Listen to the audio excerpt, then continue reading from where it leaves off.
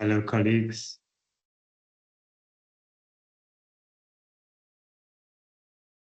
Thank you so much for joining. We will be starting the presentation shortly.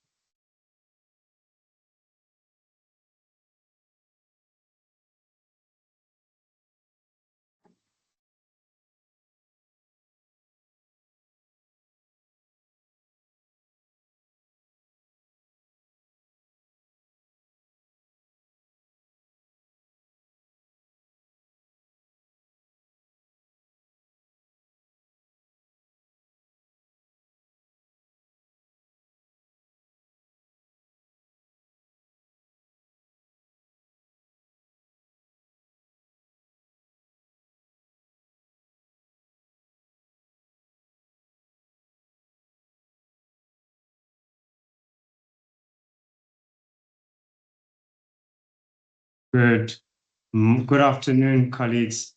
Thank you so much for making the time to be here today. I'm really looking forward to this engagement we're about to have about how we can ensure that early childhood development services, specifically young children, are prioritized within our local government planning and budgets. I just want to give us 2 more minutes so that other colleagues are able to join. Thank you.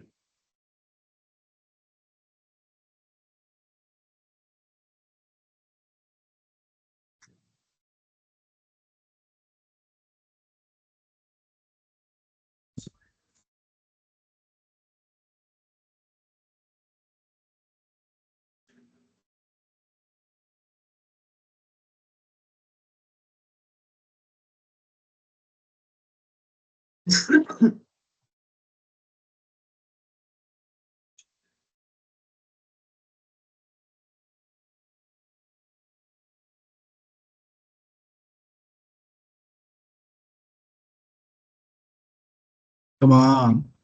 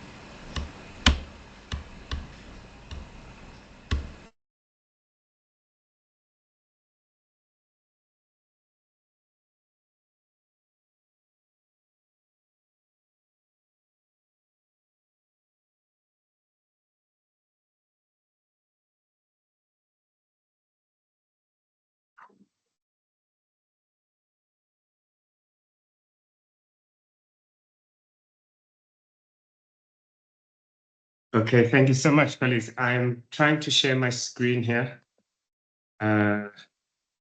Please let me know if once it has popped up on your side.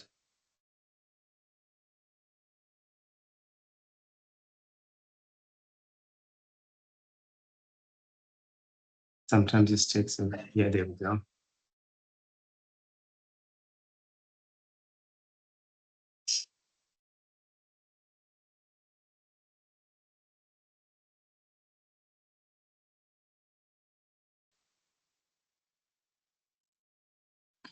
Yeah, we can see it.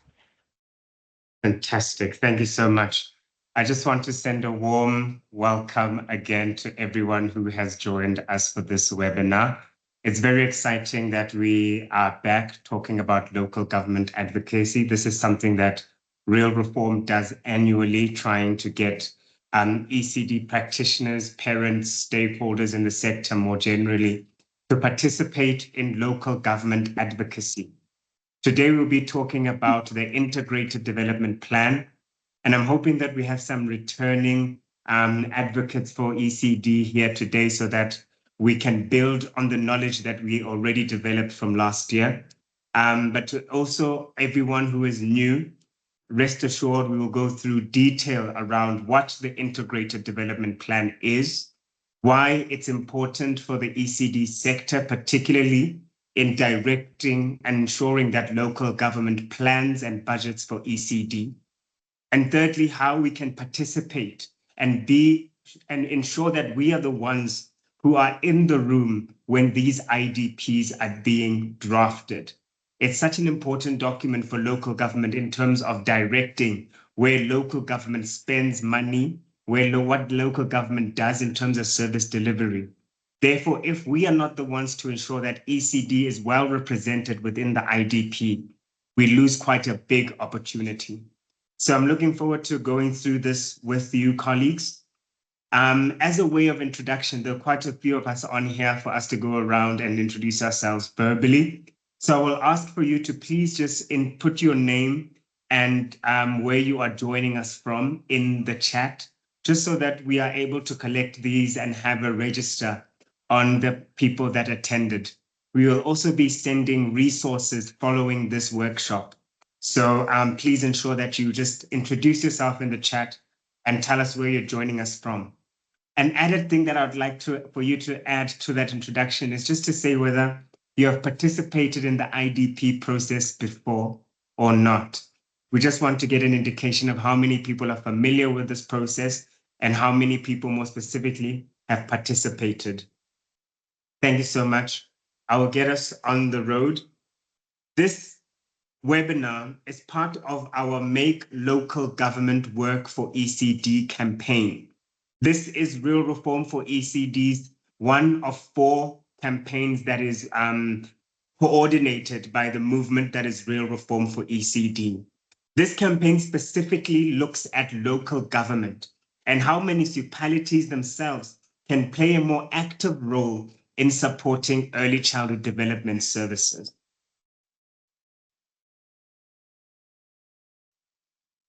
So this local government advocacy campaign, we have been running for the past 4 years now, where we have been working directly with local government municipality and through ECD forums by way of supporting and capacitating ECD practitioners so that they understand the role of local government in supporting ECD. Since the function shift, we have sort of mostly put a lot of our energy on engaging with basic education, the National Department of Basic Education. However, we also know that local governments have a role to play in supporting ECD. So real reform really exists because the current laws and policies do not support holistic, inclusive, and quality ECD services.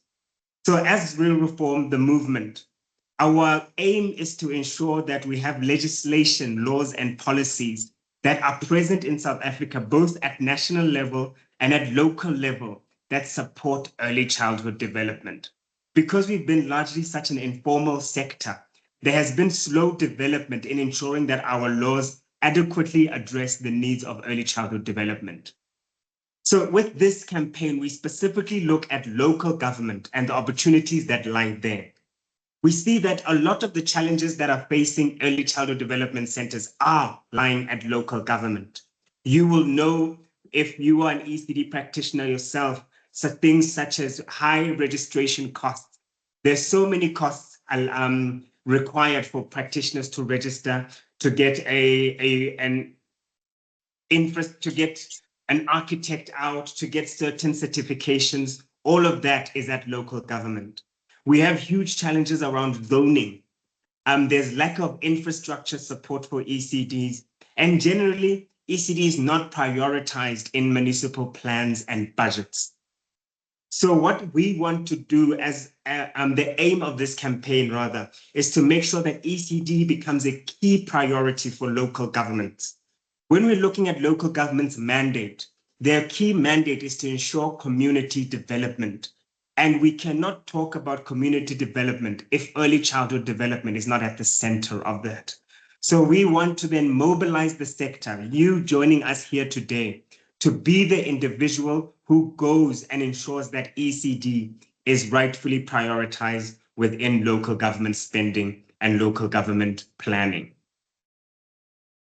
The vision for this campaign is to ensure that we have quality ECD centers where children can learn, grow, and thrive. We want to ensure that caregivers and practitioners are supported to provide the best start for young children, and that families know that their children are safe and cared for. Really, that local governments create a safe and vibrant care space for young children within their community. However, what we find in most municipalities is that we are very far from this. This vision is not possible without community action and government support. I often say our South African saying that the people shall govern really finds its true manifestation at local government. So us as people staying within municipalities have to be the one to take action and ensure that our own municipalities rightfully represent ECD.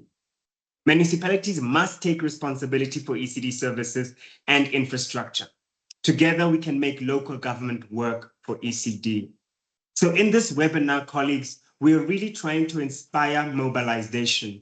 We want people to participate actively in the IDP process, the Integrated Development Plan process.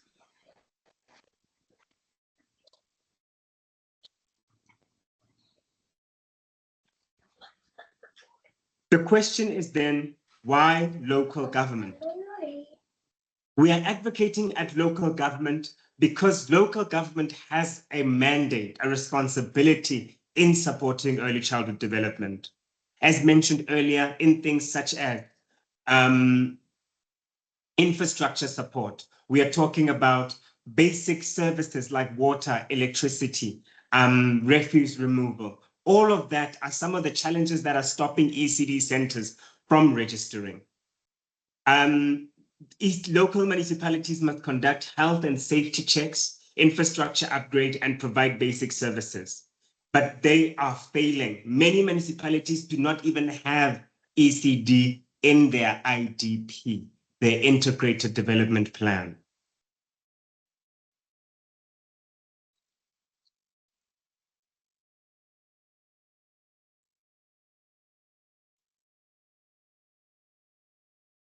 So in terms of what we can do and what Real Reform is really calling everyone who is attending here to do, is to mobilize members to demand change.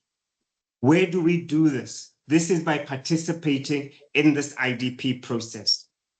We engage with local municipalities' integrated development plans, and we push for ECD to be included in municipal budgets and to engage our ward councillors. Again, I want to repeat that it is up to us to ensure that ECD is in those plannings. And we will go further. This is just part of the introduction for those who are not familiar with the IDP, so that we can let everyone be on the same page on the importance of this document before we go into how we mobilize and how we participate. So in understanding the IDP, what is an IDP? I often say in workshops that an IDP is like a business plan for your municipality. When you write up a business plan, in it, you will write all the priorities, all the things that you want to do as a business, all the spending that you will make, so that when you go out and look for funding, or when you start to implement, you have a roadmap as to how you are going to manifest or bring to life your business. An IDP is something like that, but for a municipality. It is a plan that tells us what the priorities, of the municipality is. Municipalities are in power or elected for a period of 5 years.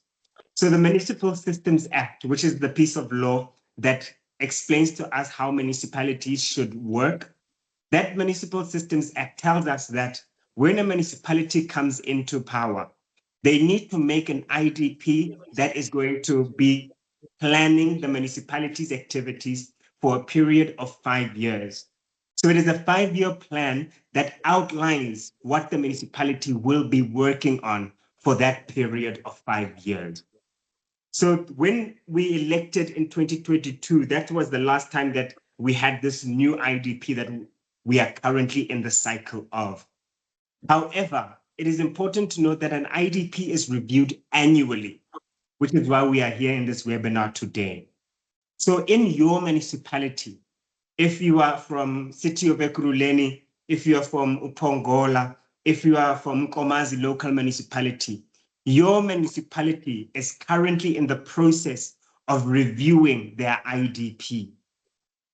This IDP determines how budgets and resources will be allocated. Going back to that example I used of a business plan. When you have a business plan, you lay out all the things that you will do within your business, and then you can rightfully allocate, I'm going to spend X amount for a building. I'm going to spend X amount for transport, X amount for inventory. The same is with an IDP.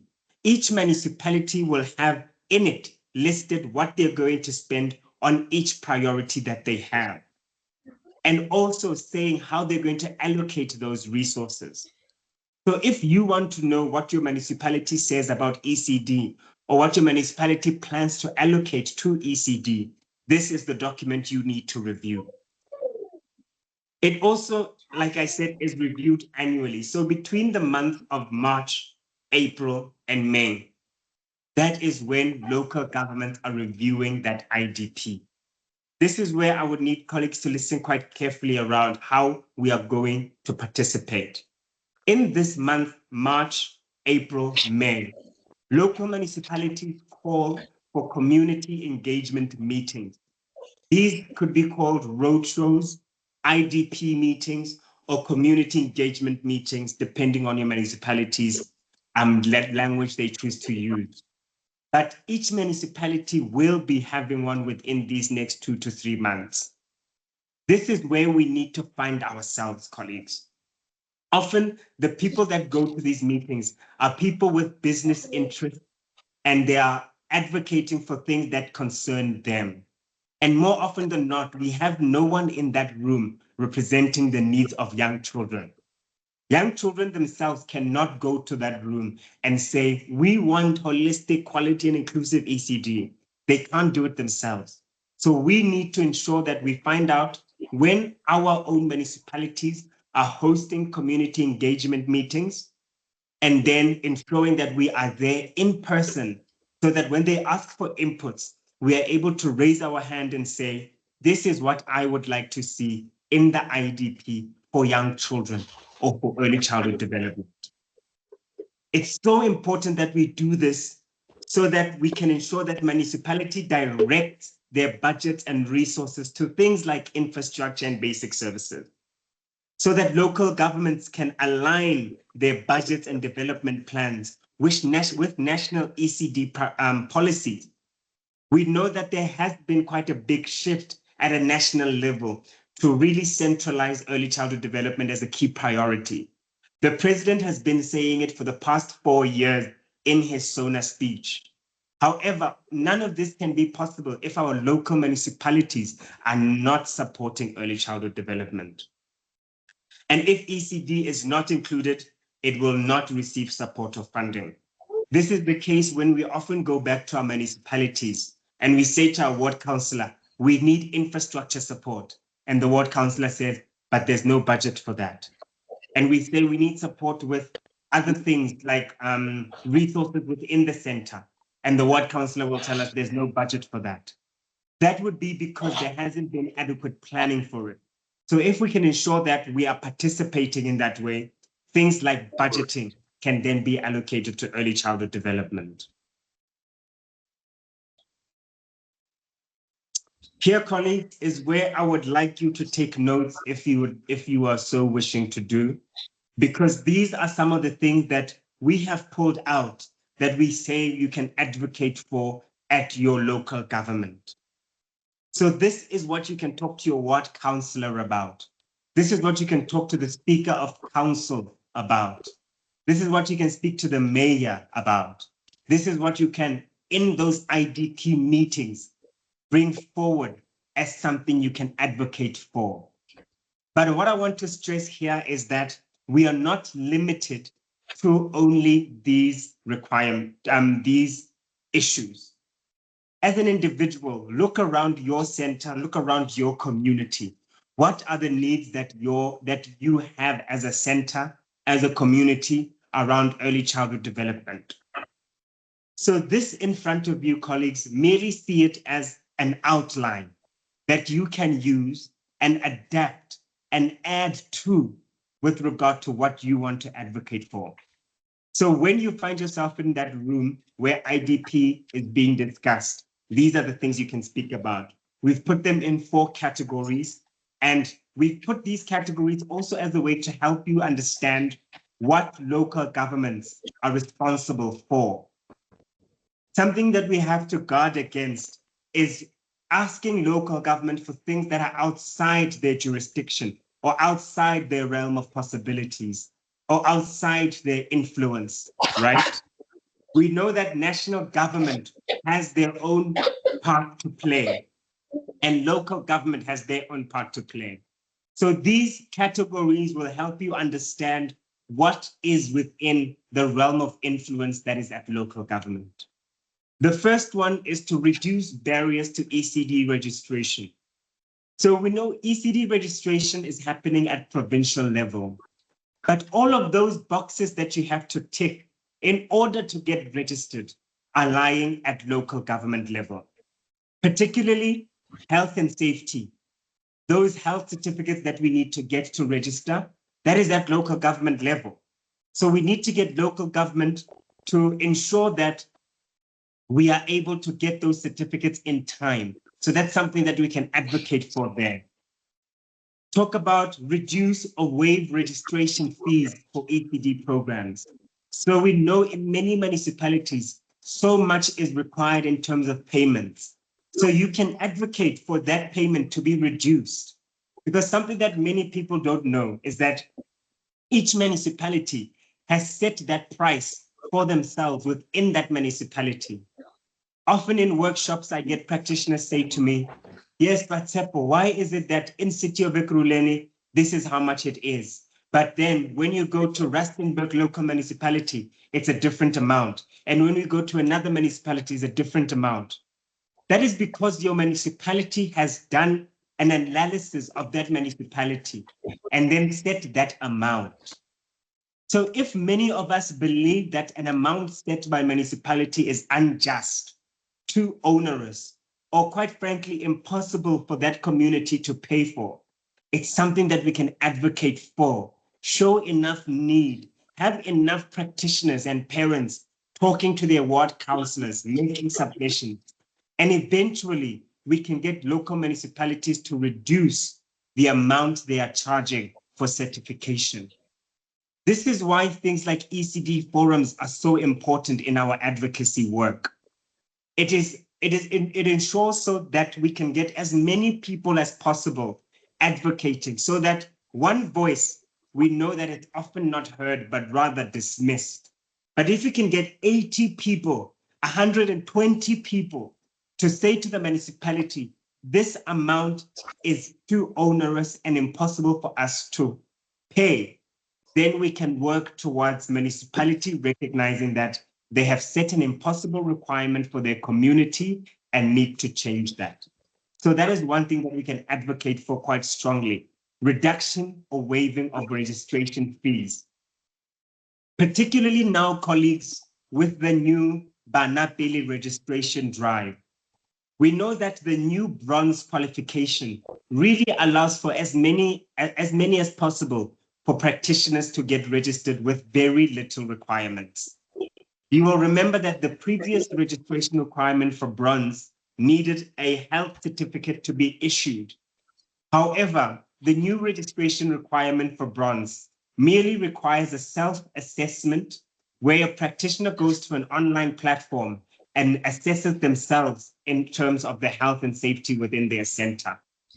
However, once we get to silver, once we have the bronze registration and we want to get to silver and gold, we are still going to be met with registration requirements that remain onerous. So really, I plead with attendees of this webinar today to really participate in this and highlight the difficulty of registration, and that difficulty being made so by local government. Another thing still here under barriers, removing barriers to registration, is to simplify and streamline the registration process. Another thing I hear a lot of in workshops with ECD practitioners, which I'm sure many here will relate to, is how we have to go from pillar to post when we want to register our centers. You are being sent from this department to that department, talking to many different people. So this is also something that you can advocate for and ask that they streamline and simplify the registration process. Have a one office, one-stop shop in your municipality and say, this is the ECD registration office, and all can be done there.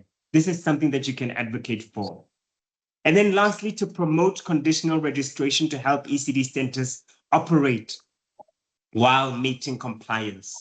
This one is relating to the Banapile registration drive.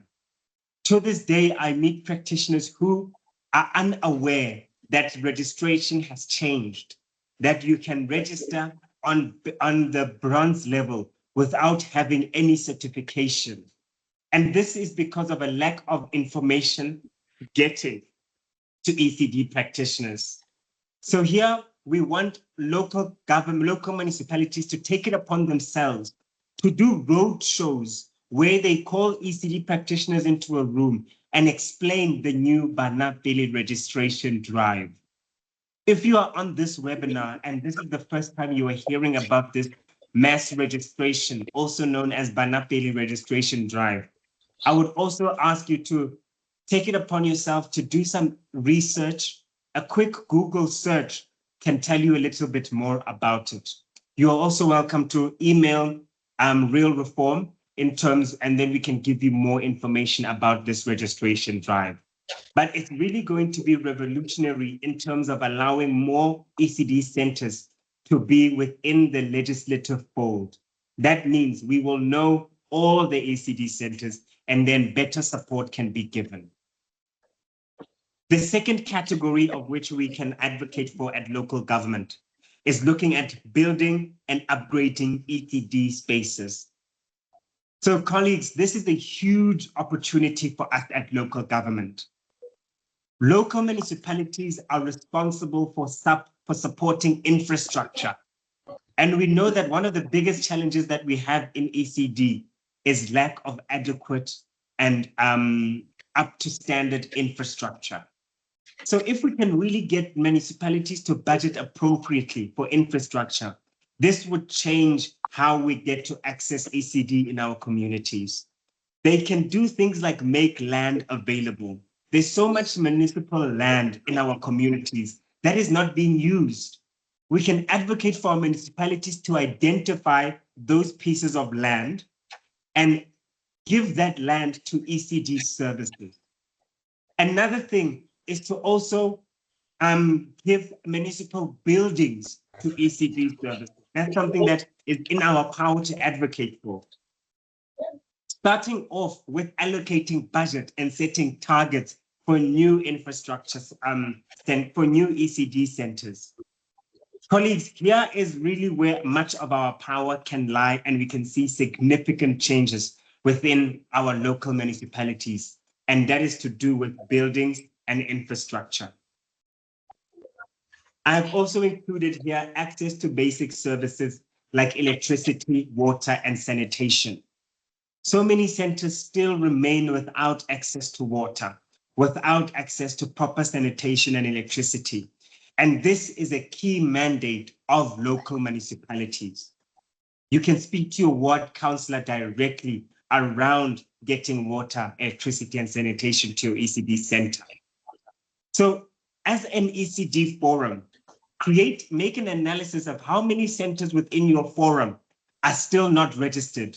How many centers within your forum are still not having adequate infrastructure? And how many of them do not have water, electricity, and sanitation? And together, leveraging the power of collective action, go to the IDP meetings, have meetings with your ward councillors and present this data to them. And now you know what local municipality is responsible for. So they cannot even turn you away because you know that this is a key mandate of local municipalities.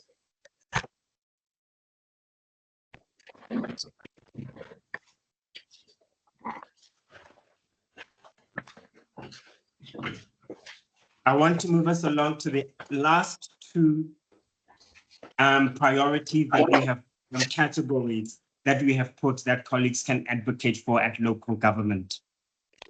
The third one is to make ECD a local spending priority. We all know that we cannot do anything unless we have the money to do it. So here we need local municipalities to dedicate a budget line to ECD, particularly infrastructure and operational support. But dedicate and say this is how much we're going to spend on ECD. And also to address delays in terms of subsidies being paid. So we have known that in some provinces, province has been slow to pay ECD practitioners subsidy. We have had some of this case come up in KZN where subsidies have not been paid on time.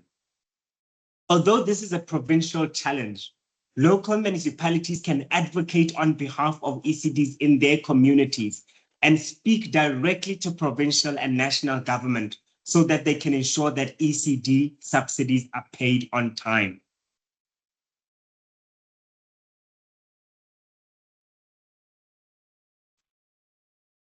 To advocate for you at ECD, at local, at provincial and national municipalities. I just want to ask for a sound check. Zoe, am I still audible? Yes, you are. Okay. Thank you. And then lastly, the category that we have put on here is establish ongoing ECD support. And colleagues, this is something that has been transformative in the municipalities where we have seen this take place. As I said, we have been in this local government advocacy game for a few years, and we have been able to support a few municipalities to create ECD task teams. These are groups that are established at local government level that are made up of key role players within that municipality that are supporting ECD. So we are looking at municipal officials, ECD stakeholders like practitioners and parents in some instances, and other community leaders who have a concern or interest in ECD. What we do here is bring these people into a room together and create a task team that is going to see what the challenges of ECD are within that municipality. And on an ongoing basis, in some instances monthly, this group meets up and discuss the priorities of ECD within that municipality. For example, in a municipality we're working in the Western Cape, and also in a municipality we've been working in the Eastern Cape, Makana, we have established these task teams where the municipality has asked particular key role players within the municipality. So people representing departments within that municipality that support ECD to join this task team.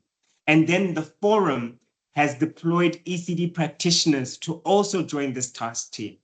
And they together identify challenges within the municipality and keep track on particularly things in the IDP that the municipality ought to be doing.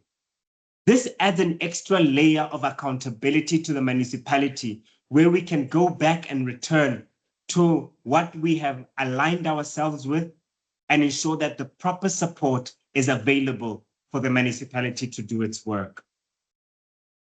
So here, colleagues, I have gone through some of the key things that we, as people within our own municipalities, can advocate for within the integrated development plan.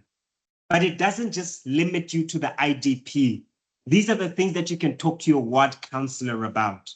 These are the things that you can talk to the speaker or the mayor about when you are advocating for ECD.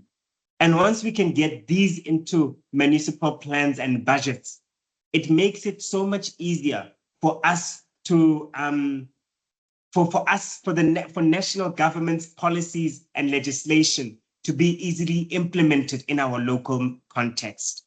Because then we are working in centers that already have infrastructure, that already have basic services, that are already supported in many different ways. I'm hoping that that was clear, and I'm hoping colleagues have taken notes in terms of how this can apply to your own municipality. However, rest assured, we will also share the presentation so that you are able to go back and review what we have said here.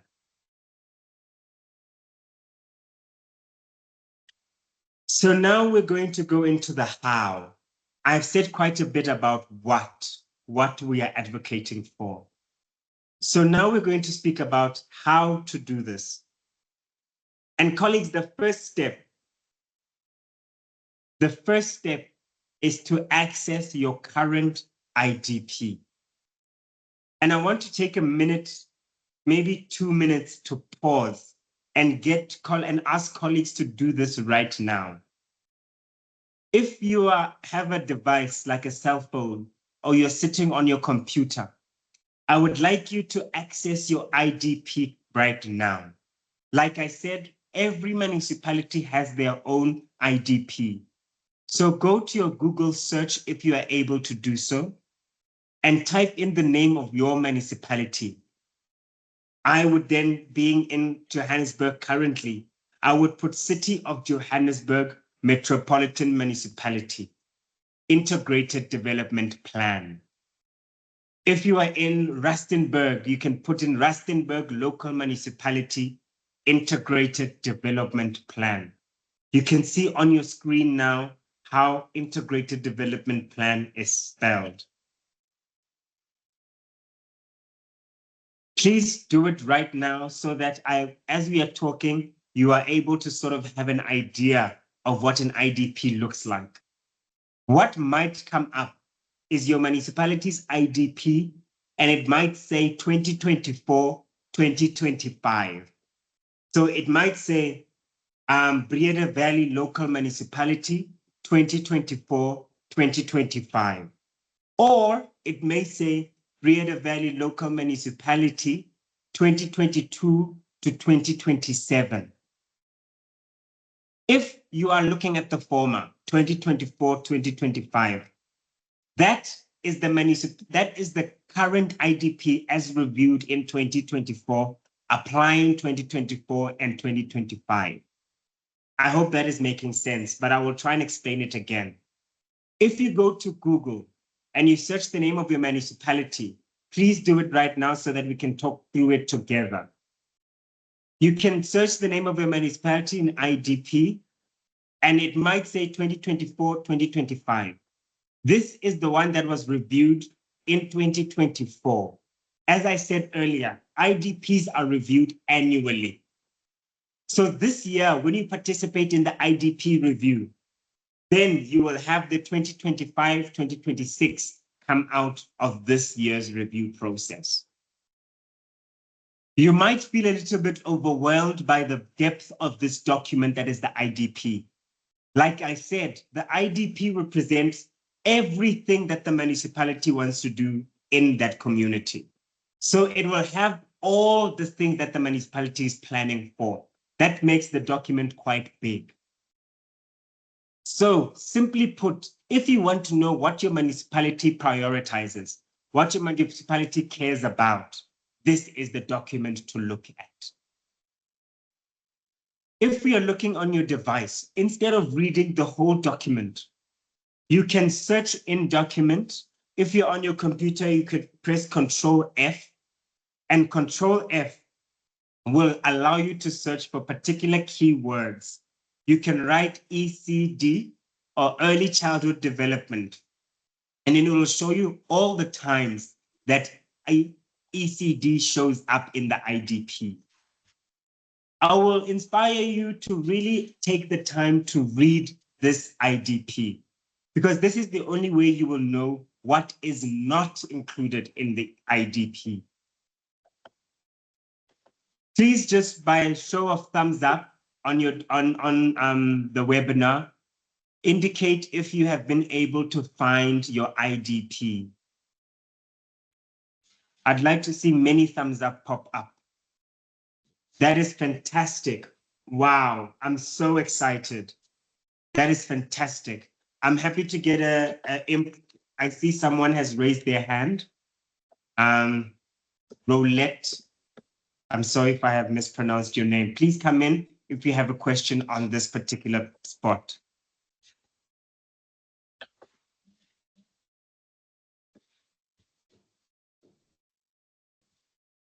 That's great. I'm loving seeing all the thumbs up. This means that you have had access. Zoe, can you please help me with just getting people with their hands up? I can't see who has their hand up, and they can come in for a discussion or question. Have had their hands up for a while, so I'm not sure it's relevant to this particular point. But we can check. So Thabo.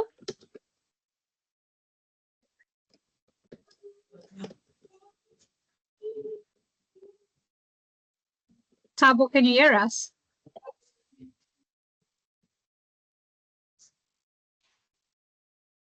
Okay. Seems like Thabo can't hear us. Nombulelo, have you got a question? Yes, hello, Tepo. Hello. Hi, I'm Nombulelo from Zwelethemba, Worcester. Yes. What is your question, Menombulelo?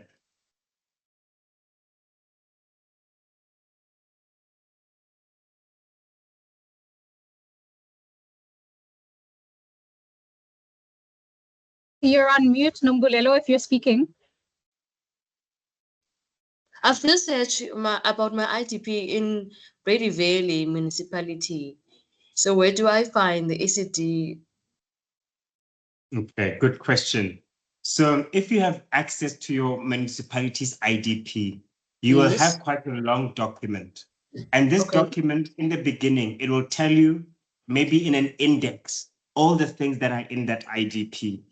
So you can take the time to just read what is in that index. And then it might tell you that where ECD is. However, if you are on your computer, are you on your computer with your document? Yes. Press Control and hold it in, and then press F. Oh, okay. Press Control and what? And F. And F, the letter F. You will see a drop down come up on your top right-hand corner of your laptop screen or your computer screen. Yes. And then type in ECD.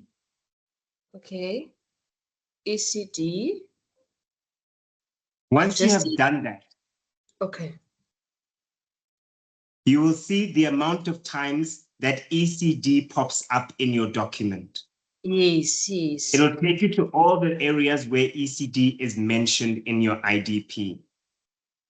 I know that Breda Valley will have quite a few because we've actively been working with the Young Child Forum in Breda Valley for the past few years and have been mobilizing for the inclusion of ECD in the Breda Valley IDP. So you might have quite a few mentions of ECD in there. Your responsibility now, Menombulelo, is to look there in the IDP to see what is still missing that you think should be added. Because I wouldn't say it is at its perfect representation right now, although there's been quite a lot of inputs in that IDP as to this point.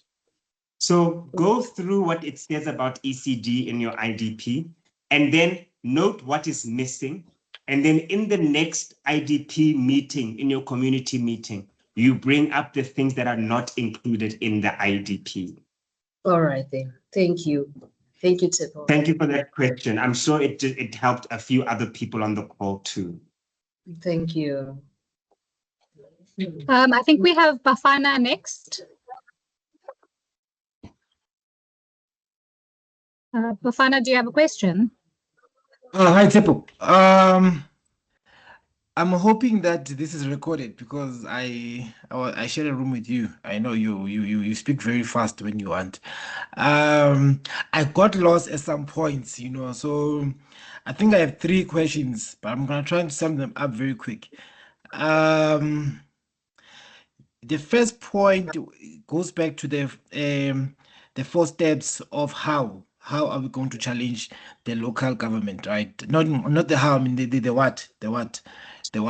So the first point you spoke about the ECT registration, that it lies with the provincial government. However, the health certificate lies with the local government. I hope I got that correct. Then you spoke about in challenging the local government. You spoke about the reduce or waive of the registration fees for ECT programs. Then now I got confused now to say now if we say the ECT registration lies with provincial, however, the health certificate lies with the local government. Then how is the local government, how are we challenging the local government to reduce or waive the registration fees if it lies with the provincial government? I hope my question in that case was clear. Then my second question was the Banapili. I'm still busy with that document. Thank you for highlighting it. Then and also the emphasis of the process registration, that right now it's a self-assessment. I'm from Smart Start, and you know that we are across 9 provinces, and I'm thinking of the access here. I'm moving away from my local government, local municipality.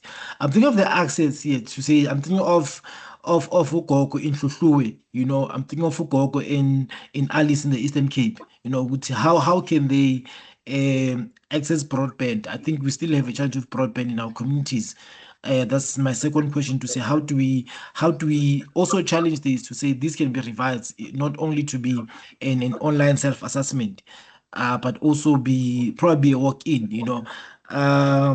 Then my last question would be, please again, that's why I'm saying I was hoping that this was recorded, because I went to my local government, which is Ekurhuleni, and checked the ITP, and I think you said we should press Control F, and then there was a drop bar there where we can search. So I did search early childhood development, and the results were 00. So I'm not sure if it says 00 is not part of the budget, or I got it wrong. Thank you, Bafana. I'm very glad that you were able to join us.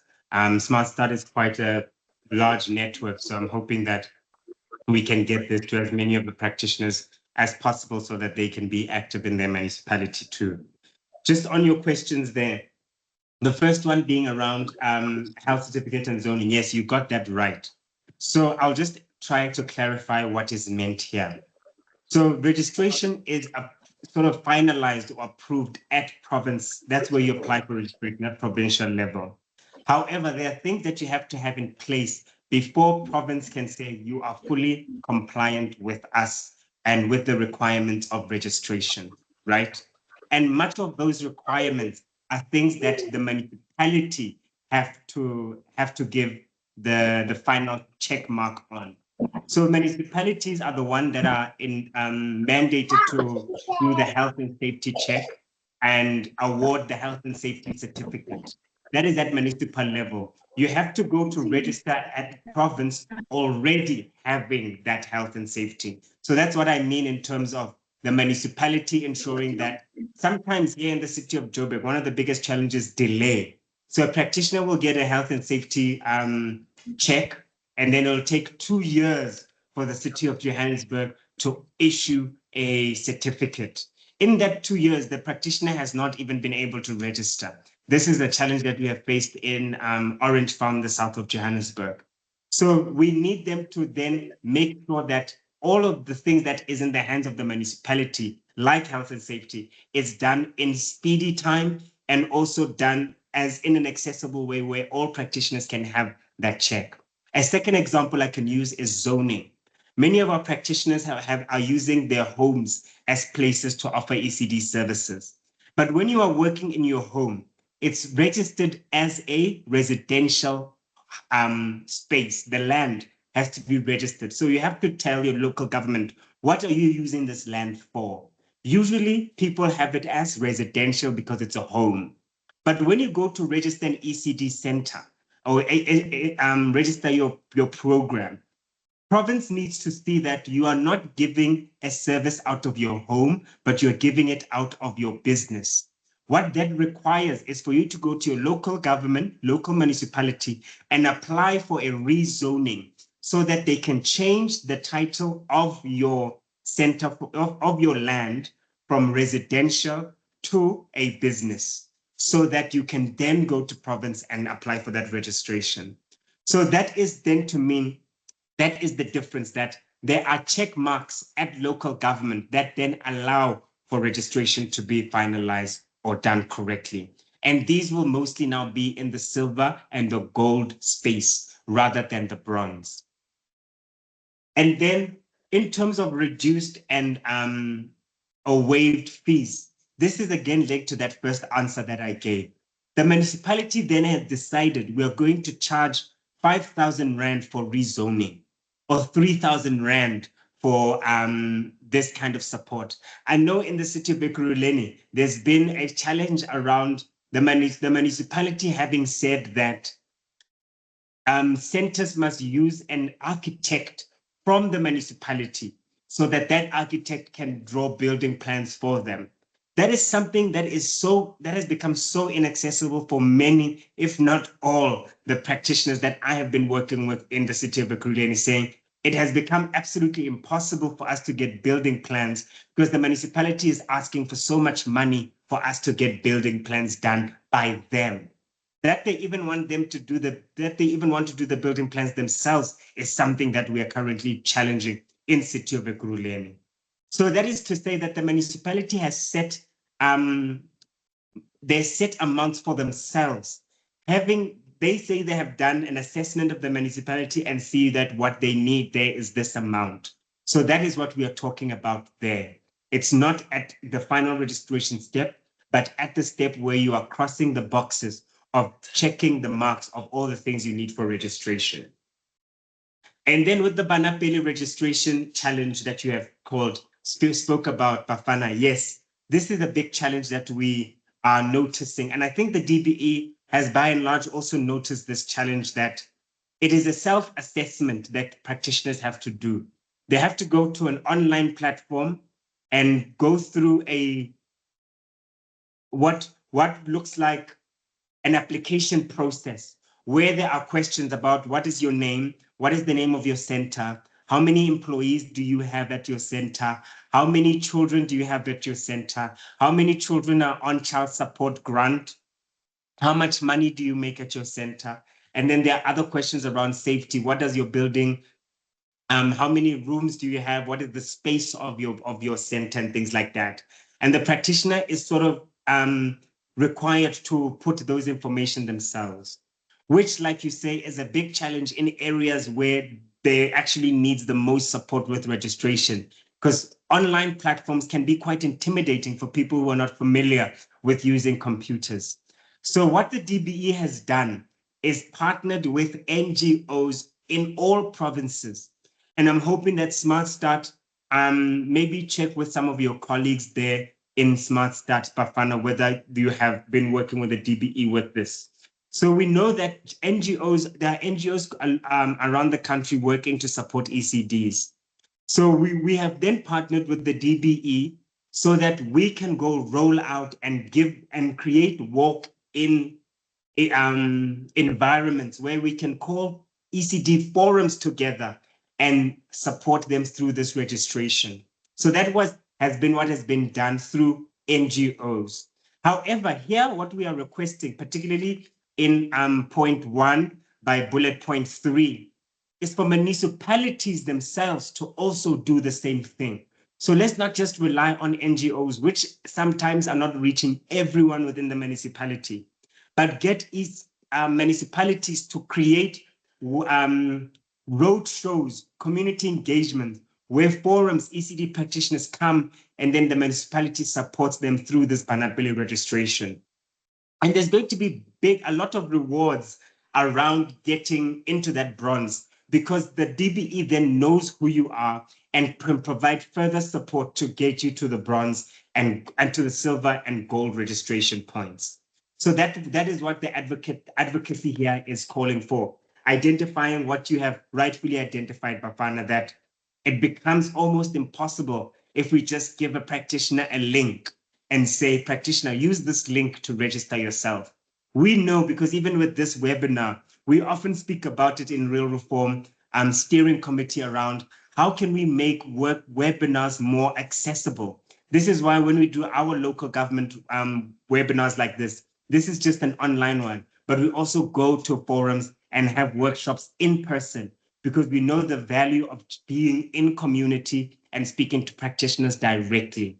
So thank you for raising those questions. I will just speak lastly on City of Ekurhuleni.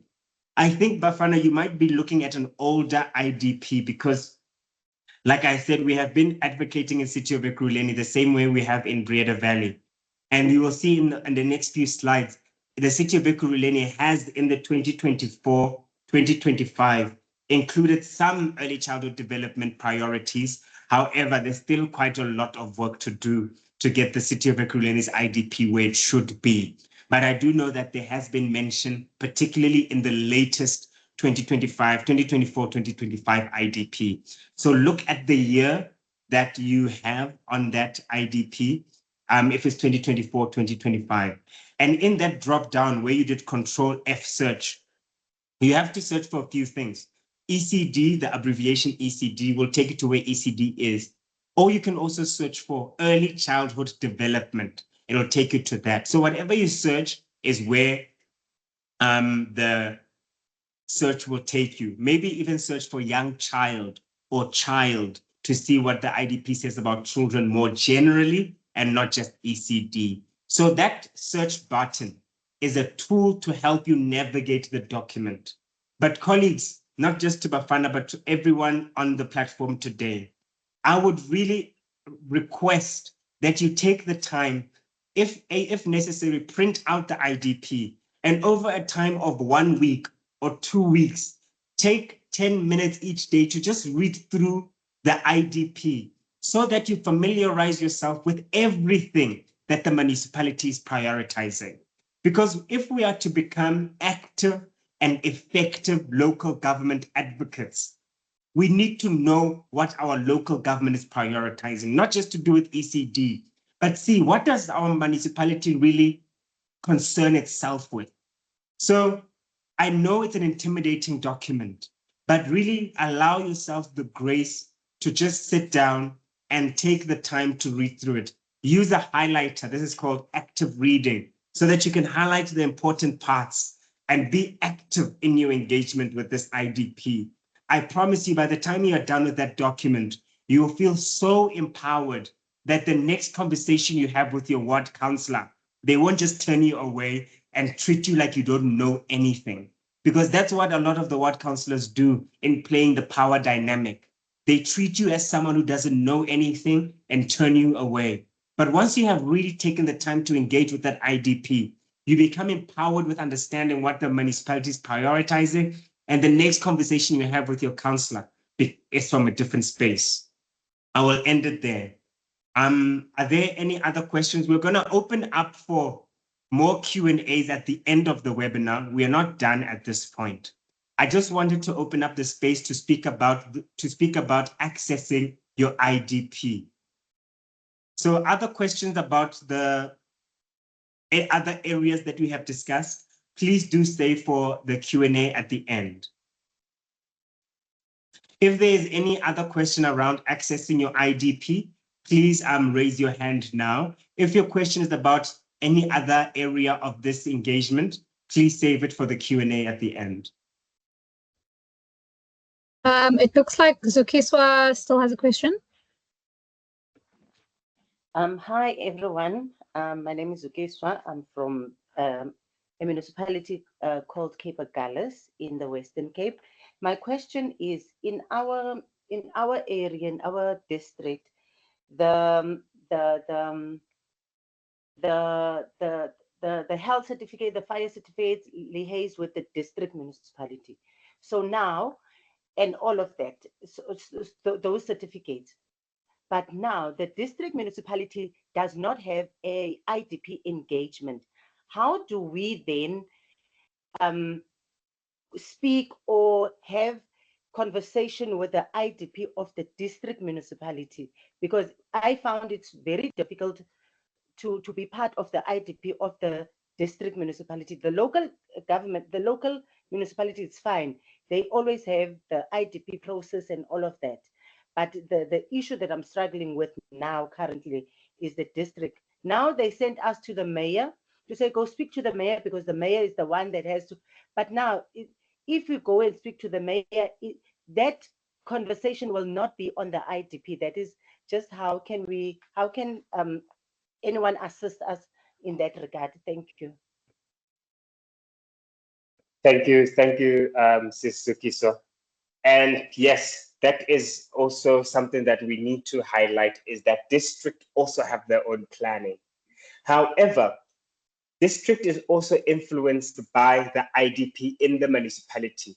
So you are still in the right place in advocating in your local municipality's IDP, because the local what the district is a combination of many smaller municipalities. So 4 municipalities come together and create a district. So in advocating in your own municipality, they then take the priorities of those municipal IDPs to create the district IDP. So that is one way we can still participate, by participating in your local government IDP so that it gets to the district. But I think it'll take you discussing with your ward councillor to make direct representation on your behalf into the district at the district level. This speaks to engaging. So our ward councillors, let me try to explain it quite slowly so that we can all understand the relationship between our wards, the municipality and district. Each municipality has quite a number of councillors. So let's say in your municipality, there will be 20 wards in one municipality. Each ward would have a councillor, so there will be 20 ward councillors. These councillors, when they come together at the municipal level, they sit at council. This is what we call the municipal council. It's like parliament, but for your municipality. And then your ward councillor represents your ward in that council so that they can take their issues forward to provincial or to district or provincial. So if you want more direct access and you're feeling that your IDP is not taken into consideration as it should be, you can try to use your ward councillor to get to your council and make a representative, represent you rather at council level. You can go to your ward councillor directly, or you can go through your ward committee. So in each ward, of all those 20 wards in your municipality, each ward will have their councillor, and the councillor will have a ward committee. So you can ask to make representation at your next ward committee meeting. So if you're in Ward 7, find out how often your ward committee sits and go to that ward committee meeting. Everything that is discussed in the ward committee, the councillor has to take to the council at the municipal level. And then that council meeting is what will influence directly what is in the district. So those are your 2 avenues. One is that your IDP still is taken into consideration to the district level. However, another avenue is direct access through your ward councillor and ward council. The third one is, if your ward councillor is inactive, you can go to the speaker of the council. That is the third option. And that is if you have exhausted your second option through the ward councillor themselves. The reality is, oftentimes our ward councillors are not as supportive as they should be. So you can go to the Speaker of Council. The Speaker of Council is the person that we can see as in charge or leading the council of the many councillors that sit together. And you can then speak to your speaker about the challenges you've had with your councillor and ask the speaker to make representations on your behalf. I hope that has been helpful in supporting you to know how you can get access to your district level. But I will inspire and say that try to see that you are participating in your local government processes. And we are stronger in numbers, colleagues. I promise if one person makes a submission, we will not see anything made. This has been the case. We have learned so much in the past few years. I think in our first year in some municipalities, only 2 people will send submission. And then we saw nothing. But last year, we were able to get a lot of practitioners into IDP meetings. And we've seen so many more changes in the IDPs 2024-2025. So really, if you're a practitioner, mobilize the parents of your center. If you're a practitioner within a ward, within a forum, mobilize the forum as a whole and deploy yourself in strategic ways. So in a ward, in a municipality, there are multiple meetings being held. So what they do is they will say, Ward 1, 2, and 3, and 4 come together for a meeting in this community hall. Ward 6, 7, and 8 come together for a meeting in this community hall. So as an ECD forum, divide yourself to say 8 of us will go to that meeting, 9 of us will go to that meeting, 15 of us will go to that meeting, so that you make sure that in each meeting across the municipality, we have ECD representation in their numbers. In the best case scenario, your whole forum goes to each of those meetings, and we ensure that ECD practitioners, ECD stakeholders are the most people in any given meeting. In that way, it's almost impossible for them to ignore us. So if you cannot find your IDP online, which is the case in a few municipalities, particularly the more rural municipalities, we find that the municipal offices do not upload their IDPs onto their online platform. You can go to your municipal office and request an IDP copy, a copy of your IDP there. So you go to the municipal office directly, or again, speak to your ward councillor. I know that sometimes we don't know who our ward councillor is. We have put here an SMS line that you can use to find your ward councillor. So this SMS line will give you the name of the councillor in the ward where you are a registered voter. So if your center is in another ward and you live in another ward, this might not be as helpful, but you can still access your councillor and they can point you to the right councillor that you're looking for. SMS your ID number to this. This is a government service. It costs R1 and it's ran by the government. So they use this to support us in order to know who our ward councillors are. You can use this line to get to who your ward councillor is and start engagements with them. Colleagues, even if you're not participating in the IDP, to be an effective local government advocate for ECD, it's so important to build a relationship with your ward councillor. Let them know who you are. Let them know what services you're providing for. Ask them if you can make presentations at their next ward committee meetings. Just take it upon yourself to be active.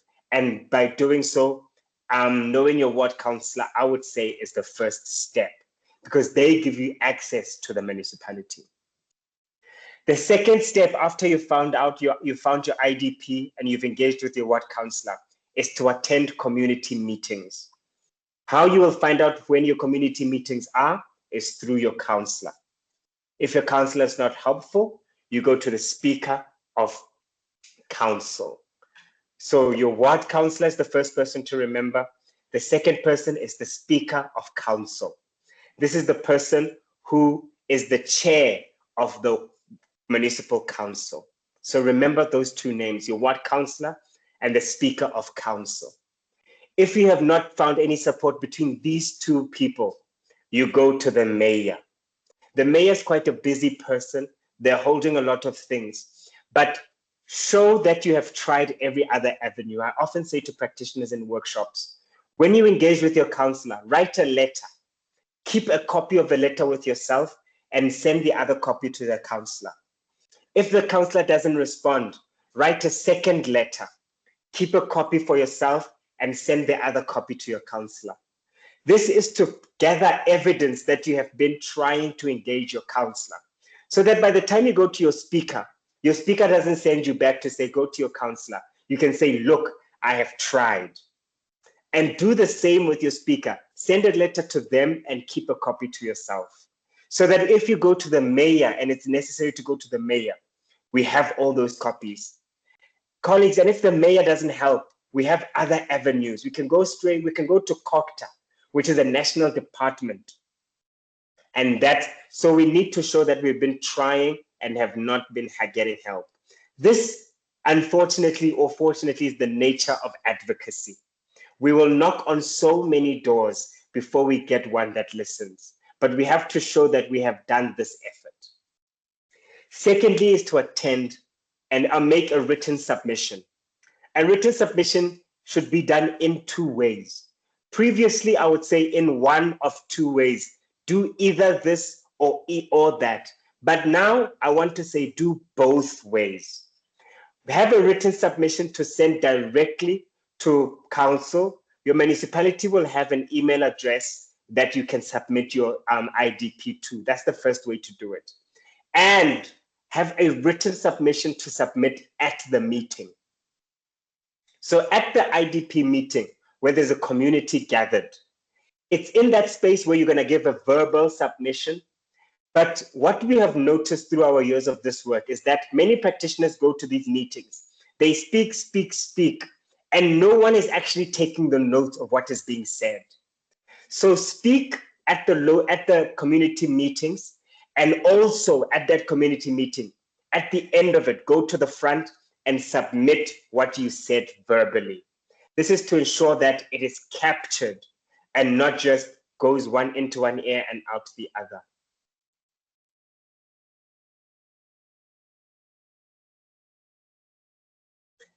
This next slide is to remind us that if you miss your IDP meeting, IDPs are reviewed annually, so don't worry. Next year, you'll have another opportunity to go to IDP meetings. And colleagues in the room who have been part of this local government advocacy for a few years know that it becomes easier. Again, I think that's the nature of advocacy. The more you are doing something, the more confidence you get in understanding local government processes and being able to better represent yourself. So we go to this IDP meetings every year. And the more we get into that IDP, the more we can hold the government accountable, particularly local government, to say, look, you said you're going to do this in your IDP. Why has it not been done? That gives us more power to hold them accountable. So you can wait for the next IDP cycle. It's annual. You can engage your municipal councillor, or you can go to municipal committee meetings, ward committee meetings, and make representations there. Like I said, ward committee meetings, all the discussions that I had at ward committee meetings are elevated and taken to municipal council. So if you're not able to make submissions to the IDP directly, you can go to your ward committee meetings and make representations there, and it will be taken to council. And then lastly on this point is to mobilize your community, your ECD forums, your church groups, your parent groups, any large community group that you have in your municipality. Get them to support you and lend their voice. We are really so much stronger when we are working together. And then other avenues that you can address, I've spoken a bit about it earlier. We can engage our ward committees, ECD forums, and parents. We can build alliances with NGOs and community leaders. And also, we can use social media and petitions to build awareness. So when you go to that IDP meeting, share it on your Facebook groups to say, this is what I'm doing today, and this is why I am doing it today. Social media is such a powerful space to use for advocacy, because that extends our voice beyond our own communities, but further. I'm coming towards the end of this presentation, so hang in there. Now, I just want to show you some examples of where advocacy has worked. So the takeaway here, colleagues, is that yes, we have seen the changes after the years that we have been doing IDP mobilization. More municipalities where we have seen ongoing participation. It hasn't happened over 1 year, over 2 years. We have sent practitioners back into these meetings over many years, and little by little, ECD is being recognized. Little by little, ECD stakeholders are getting more and more confident to advocate for themselves. So we're seeing more municipalities acknowledging ECD in the IDP. We are seeing increased budget allocations for ECD infrastructure and support, and more specific commitments for local governments. By specific commitments, I mean, you remember I said of those 4 categories, you can say what you want to add. So we have seen in municipalities them saying Ward 7 wants 2 new ECDs being built. Ward 5 needs 3 more ECDs being built. So your IDP can be so specific to say that each ward will need something and they will write it in the IDP. And we have seen that come out of these new IDPs. I've put a few examples here to show you some of the changes that we have seen. But again, this does not mean that if you are in this municipality, you shouldn't participate. If anything, it inspires you to participate more because you see that your municipality is recognizing ECD.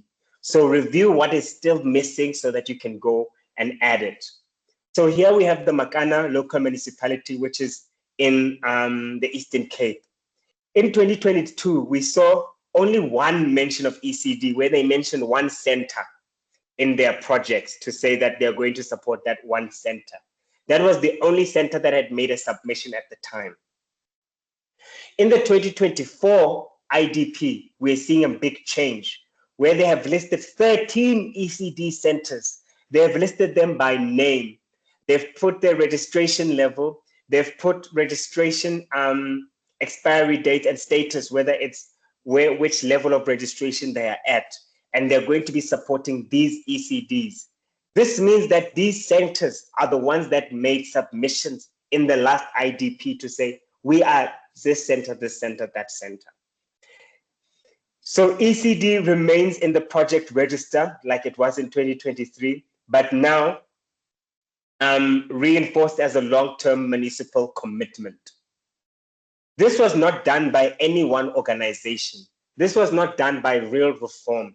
This was done by ECD practitioners, parents, community leaders who participated in their municipality IDP. What this means is that this year, these 13 centers can go back to the municipality to say, if they have not done this, they can ask for reasons and hold them accountable. I'll go to the next example. This is in Pongola, which is a municipality also in KZN. In 2022, IDP included budget allocations for 4 ECD centers. We have seen a change now with a detailed section on status of ECD centers in Pongola. And there's a lot more detail in the IDPs. When I was making the slides, I had to cut down on the words so that our slides can still be readable. But I've put high level engagement in terms of what is said. IDP now includes clear strategy for ECD, partial care, emphasizing provincial strategy for ECD. So the IDP has reached for what province says and included that in the IDP. Service provisioning and compliance for norms and standards. Assignment of municipal responsibilities for ECD and funding for ECD sites. Pongola municipality officially recognizes its role in supporting ECD facilities. But we are going back this year. I will be back in Pongola municipality in March, where we're going to be mobilizing more practitioners to go back. Even though we're seeing more representation of ECD, we need it to be specific. We need to know how many centers they're going to help. We need more about infrastructure. We need to know about land allocation, which is still an issue that we're facing in that specific municipality. Another one that I've put here to show you that we have gotten more participation is City of Ekurhuleni. In 2022, we saw a very vague mention of ECD speaking about training practitioners, but having no budget or no specific plan. All they had said is that we will train practitioners. 2024, we've seen a little bit more improvement in that IDP now prioritizes. IDP priorities now include ECD specific commitments. This is where I was speaking about. They have specific wards identified where they will support ECD, and also increasing access to ECD services. Also, they have included ECDs included in cities' top priorities for social empowerment, and they have also included the national and provincial priorities in the local ECD. Impact is that ECD is no longer just an afterthought, but we're seeing it become a core priority as the municipality's key priority. So the key takeaway here is that over the time that we have been seeing, we've seen more mentions of ECD, budget is allocated, and ECD is recognized as a priority. But I think the biggest win as an advocacy movement that I want to mention is that more and more people know the importance of IDPs, and more people are participating.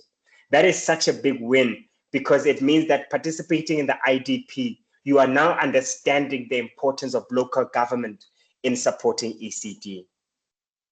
Why it's important to participate is that the more we advocate, the more ECD becomes a prominent feature in the IDP. And we keep attending public meetings, submitting inputs, and mobilizing ECD forums.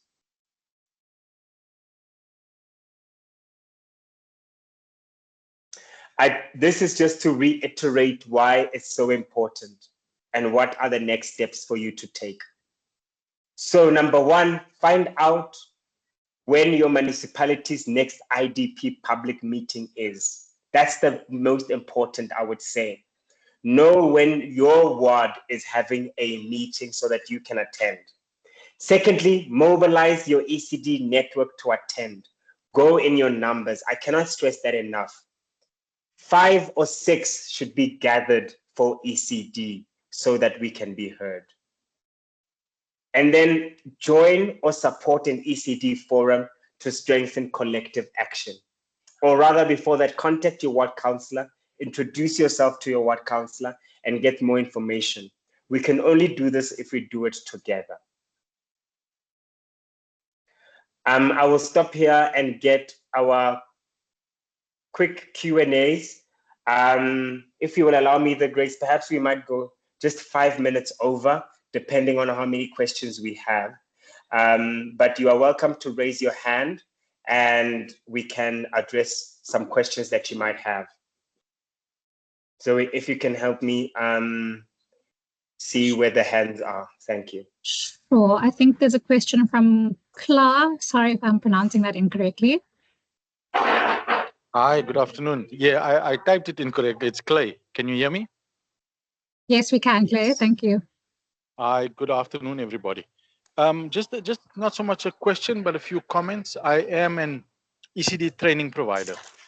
I think the next time, Tsepo, maybe if we could get QCTO involved.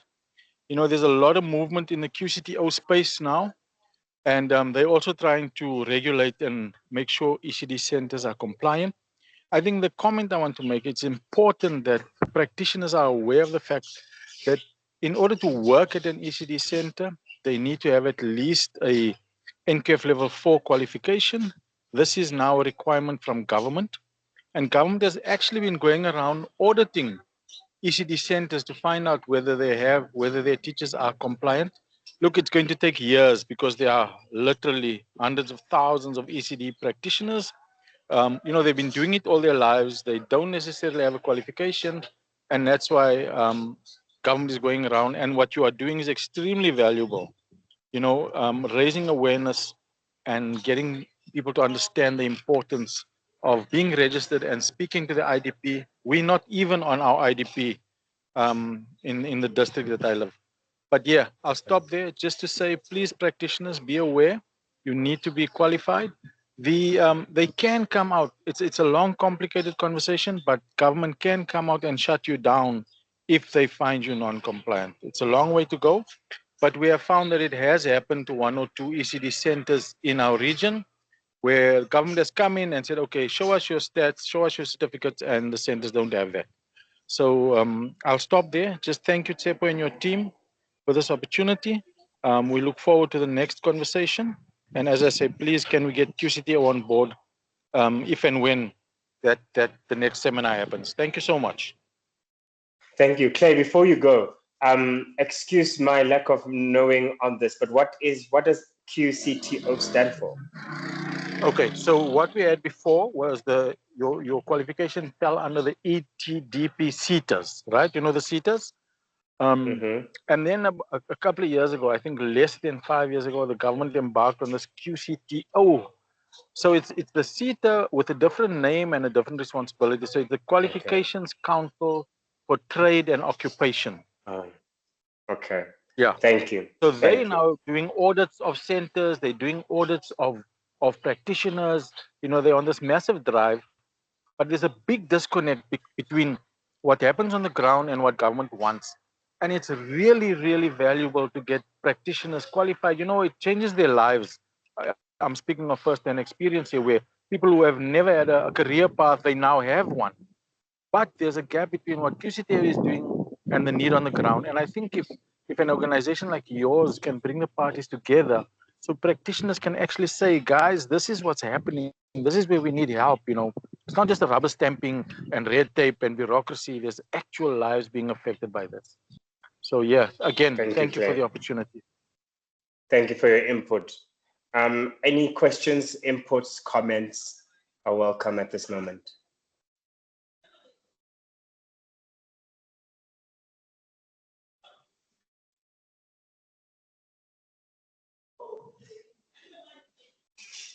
If there are no responses to that, then can I move on to the next person for the question? Yes, please. Please move on. Okay. Mpolisi, I think you're second in line. Good afternoon, team. Good afternoon, Tsepo. Good afternoon, I'm Kolisi Kenya from Katlehong in the Eastern region. I am a chairperson in the Youth Crime Prevention Desk in Katlehong Police Station. So I do have a question and a complaint a bit. Maybe you could help me on understanding on what to do and how to do some other steps, especially on Banapili registration drive. You spoke about on forum mobilization and parents or other practitioners to mobilize and be able to go out and voice out the part that we as ECD centers, we would like our involvement in the community be noticed by the municipality. So there are some very, very difficulties on the ECD forums that exist, especially where I am. Some forums, they are not actually doing what a forum should be doing. Like, they are there to just mobilize themselves, get those affiliations, and move on with their lives. So for me, on my side, because as I'm saying that I am a chairperson of Youth Crime Prevention Desk, we would go and visit, in fact, in communities. We would visit ECD centers, and there would be that link that's missing between a forum and an ECD center. When you ask a ECD center about some certain questions, you would see that the center itself has more information than the forum should be having, of which it's a very, very bad thing. So you see, the balance is not there. So they mean on my side, I was having this thing of, what if we don't mobilize as in each from each just a ward only, but we do maybe a zonal mobilization, so that we can have a structural zonal structure that will be having, branch organization, branch structures that can be able to go out, communicate with ECD practitioners, and be able to tell them what the last speaker just spoke about, the importance of having a qualification, because that one I know it on myself. I really second that part. That is very important. Even you can think about that one should be the number one priority, because even in the requirements for compliance, it's number one. It's up there. You should have that thing, and it could be the one that actually closes you down. So we would have a structure, a forum that would be able to think. Let me put an example of Katlehong, Thokoza, and Vosloorus. That Katoras structure, and in those structure, a branch structures that are going to have what one from Katlehong, what two from Katlehong, and then what from Thokoza, what from what in Vosloorus. And then we have an actual data that's collected from each and every one of those structures that are going to be able to talk to, and then you as the reform be there to assist us in other matters. That okay, now that we have this, we know how to tackle the councillors in this manner. We know that we have a structure in what this, they can go and do that thing. They have a structure in this sort of thing, so that when the councillors go into those council meetings, all those councillors, they have the actual same talk that they are saying, how you also were approached with this thing. Now you approach with this thing, how? Why not just speak about it? It seems like it's the more important now. Let's start advocating for the ECD center to be more included in IDCP.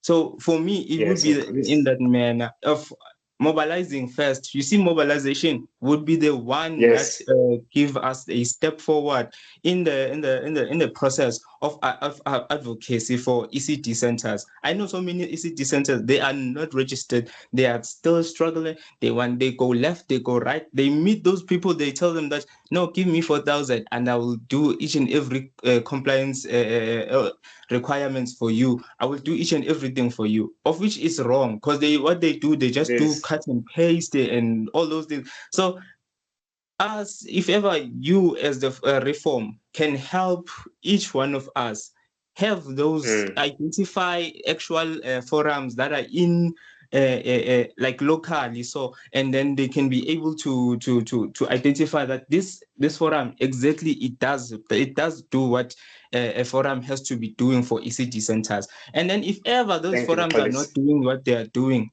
we will be able to start here, right here, with your guidance, be able to say, you know what, let's do it. Let's just do a Katoras forum, and then have those branch forum structures that can be able to equip us with the necessary advocacy power.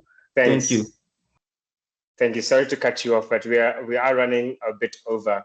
Colleagues, could you please, can we have 5 more minutes until 22? I do not want to keep us way longer than we should be here. But in policy, I appreciate your input very much. And it makes me happy to hear the voice of an advocate and an activist come through, such as yourself. And you're absolutely right. I think the key to mobilizing is getting structures and coordinating those. With real reform, we have, that's sort of the idea of where we are evolving towards, to getting to a place where we can have municipal structures, provincial, district, and perhaps even provincial structures of our advocacy groups that we can work. So that is the journey that we're growing towards. Right now, we have leveraged the power of ECD forums, because there are already groups that are together, and where they are working, they are structured well enough for us to just plug into an existing collective and supporting them through that way. So that has been the way we have worked, but as you have well noted, it is limiting in spaces where the forum itself is not as capacitated. For now, I want to perhaps give a suggestion to see that forums capacitate themselves in how to structure. There are organizations that support with this. I know there's one called Early Care Foundation. And Early Care Foundation has a program where they support ECD forums in terms of structuring themselves. So policy, please share the information here, Early Care Foundation, with your colleagues. You are welcome to engage me directly, policy, and we can discuss this further. Furthermore, colleagues, I'd like for you to also engage me so that as we are growing as Real Reform for ECD, you are able to give your input as to how we can structure that growth. Like I said, we are looking towards getting provincial structures so that when we plug into to mobilize, we can speak to the province directly and the practitioners within that province who are divided within the different municipalities. So I would invite you, Mpolisi, to join the movement. And when we get to that stage, those inputs that you have spoken about would be very valuable to how we evolve as a movement. Thank you. Can I take 2 more questions, Zoe, if that's possible? The other ones, can you please post them in the comments? Yeah, there's only 2 more, so let's cap it at that. It's Shireen first and then Hlengiwe second. Good afternoon, everybody. Hello, Shireen. Hello. Hi. Tsepo, what I'd like to say is I second both the gentlemen on what they've said. I do, however, have a concern with regards to the registration of the ECD centers, the bronze. So according to my understanding, I know you have to have like 6 kids in order to have a partial registration. So what happens with, let's just say you have less than 6 kids. You don't want to register as a day mother because business might just pick up. All other compliance is in place. Why is it that in some areas, I'm not going to mention any areas, that there are a few ECD centers that has minimal children, but they have bronze certification already? Shireen, I'm sorry, you broke up quite a bit in the beginning of your question. Could you please just give that context again and ask the question? I didn't quite hear what you were saying until the very end. Oh, okay, sorry. What I was saying is I second both gentlemen on what they were actually saying. And my concern is with regards to registration for bronze. You know, there are a few ECD centers out there that is, you know, on the right track, that wants to do the right thing. And then you find some in certain areas where there's a small amount of kids that already has a bronze registration, and in other areas, we're just getting messages saying that because you have a limited amount of kids, they cannot register us. Why is that? Okay, I'm not quite familiar with what you are speaking about.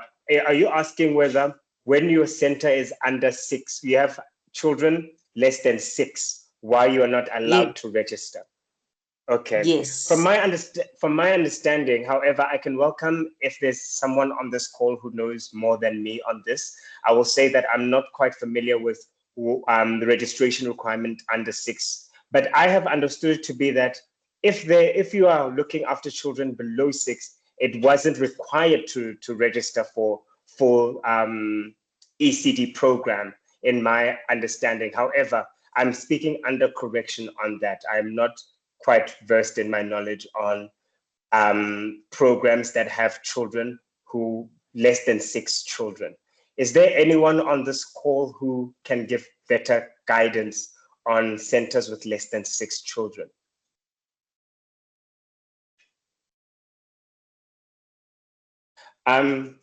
Shireen, what I will do is revert this question back to my colleagues within the steering committee. We have organizations that are within our movement that work directly with registration, and then I can revert back to you. Could you please just send me an email drafting out this question more clearly, and perhaps you can give a little bit more detail that you weren't able to give on a public platform such as this, and then I can respond better, having consulted those who know more than me on this topic. Okay, I'll definitely do so. How will I get your email? Will it be in the comment box or? Yes, I've just posted yes, it in the chat. Okay. Okay. All right. Thank you. Thanks, Zoe. That last question, Zoe, quickly. Thank you. Are you there?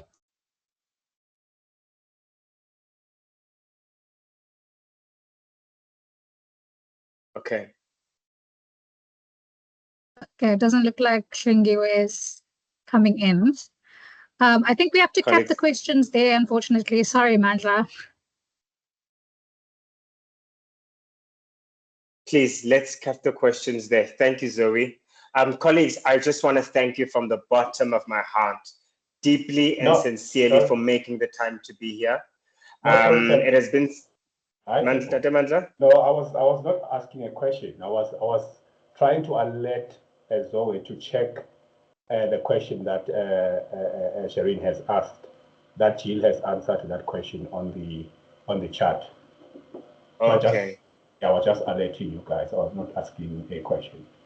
Thanks, Mandla. So that so there's an answer to your question in the comments there, Shireen. Thank you, Ndate Mandla, for pointing that out. I just want to thank you so much, colleagues, for being here today.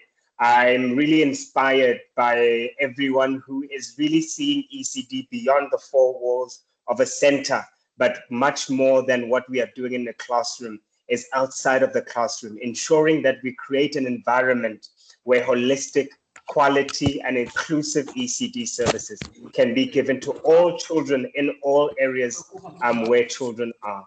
So thank you once again for being here. On your screen right now, you will see our website, www.ecdreform.org.za. Please visit this website. This is also where you can sign up to get updates on movement activities and also to support and be a member of the movement or a supporter of the movement. There's no payment required. All you have to do is put your information and then we will tell you about our campaigns.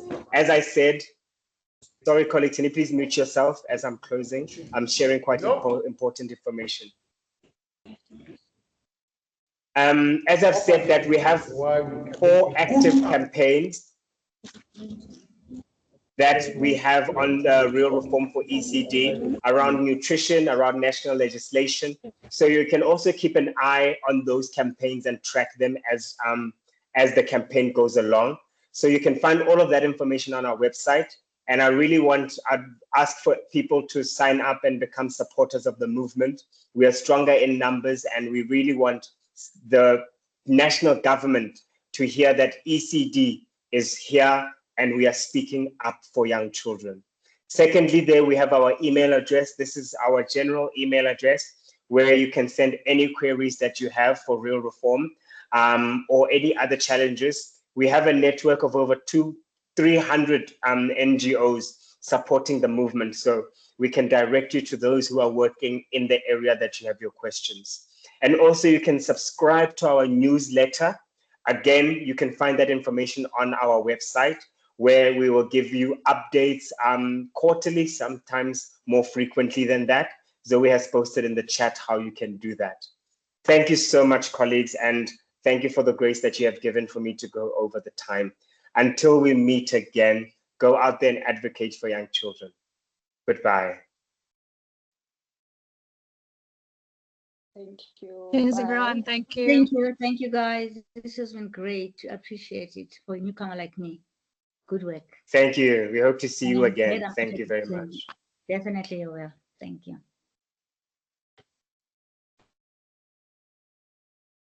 Thank you.